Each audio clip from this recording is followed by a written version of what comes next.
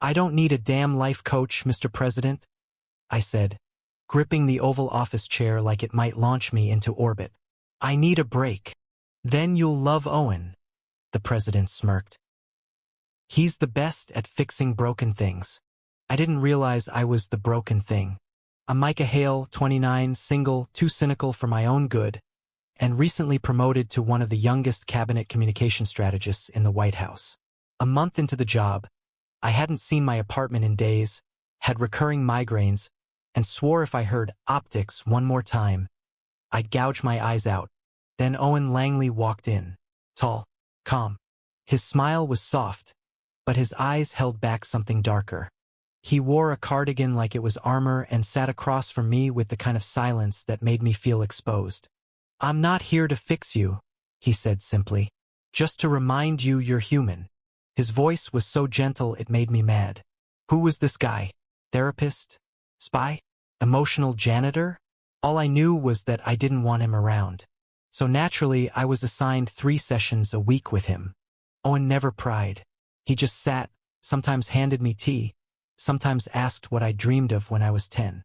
Other times, he just let the silence hang until I filled it with words I didn't know were inside me.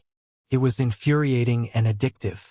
Over the weeks, our sessions drifted out of conference rooms and into early morning walks by the Potomac, impromptu dinners after long days, and slow, wordless moments in hidden corners of the West Wing.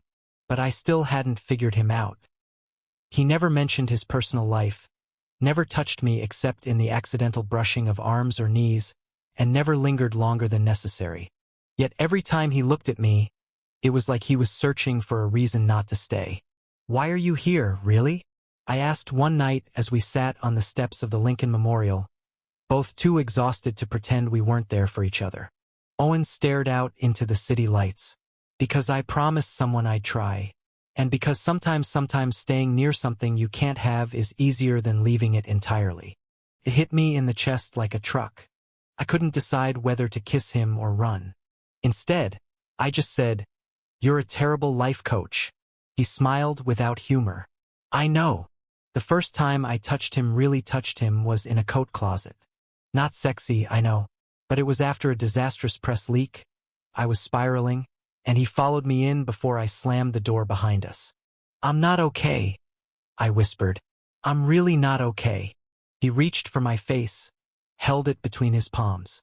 His touch was warm and grounding and real. My eyes closed. "I know," he murmured, and then he kissed me like he'd waited years. His lips tasted like peppermint and regret. He pulled back too soon, and I chased him. He let me, until his back hit the wall and his breathing got shaky. When I kissed his jaw, he shivered. Then he whispered, "I can't." "Why?" He didn't answer, just stared at me like I was a painting he wasn't allowed to touch. I tried to pull away after that. Tried to go back to being just clients, whatever that meant. But every time he smiled at me, my chest ached. Every time he said my name like it mattered, I remembered that kiss and the way he trembled like I had power over him. The truth came out during a storm. We were alone in a staff retreat cabin in Virginia. Power out. Rain slashing the windows. I finally snapped. "Why do you act like you want me and then run? What is this, Owen? What the hell do you want from me?" He stood by the fireplace, soaked and shaking not from the cold. "I want you," he said. "God, Micah. I want you so much it hurts." "Then why?" "Because I'm sick." The air left the room. I was diagnosed 4 years ago. A rare neurological condition. It's manageable but progressive. I didn't think I'd still be working now. I'm here because I wanted to feel useful again before I couldn't. He looked at me like he expected me to walk away. I didn't. I crossed the room, took his face in my hands like he had mine. "I don't care," I said. "I don't care how long you have or what this looks like. You're not just a broken thing, Owen. You're the reason I'm still standing." He broke then arms around me, tears on my collar, body trembling in my embrace. "I was so scared you'd choose me," he whispered. "I didn't choose you," I replied. "My heart did. We didn't tell anyone. Not for months. But we didn't hide either. We were the quiet kind of together. Late-night conversations. Long walks where fingers brushed. Lunches where eyes did more talking than lips. He started getting worse that spring. Some days his balance faltered. His hands trembled. I offered to resign be with him full-time. He said no. You don't pause your life for me, he said. You bring me into it. So I did. Eventually, the president found out. Langley? He asked, raising an eyebrow. Well, damn, that actually makes sense.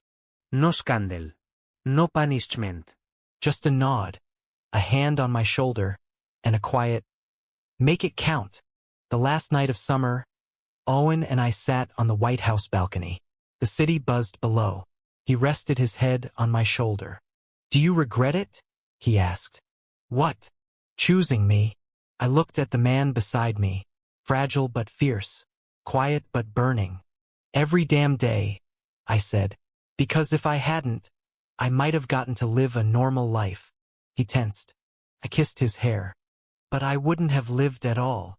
He laughed, watery and sweet.